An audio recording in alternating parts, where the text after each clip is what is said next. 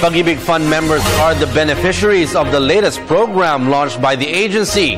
This is the Pag-ibig Balik Savings 65. Ara Perez tells us more.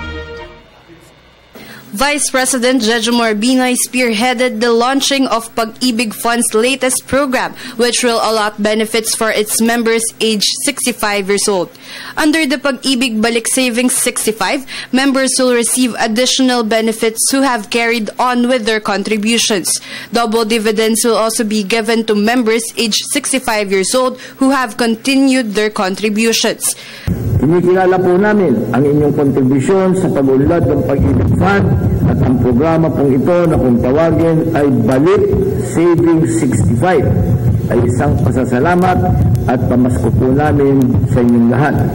Kayo po ang nagpapatunay na sa pag-ibig ang pinaghirapan.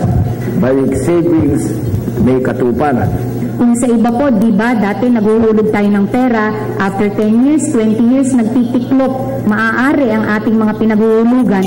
Ngayon po ay matatag at malago ang inyong pondo.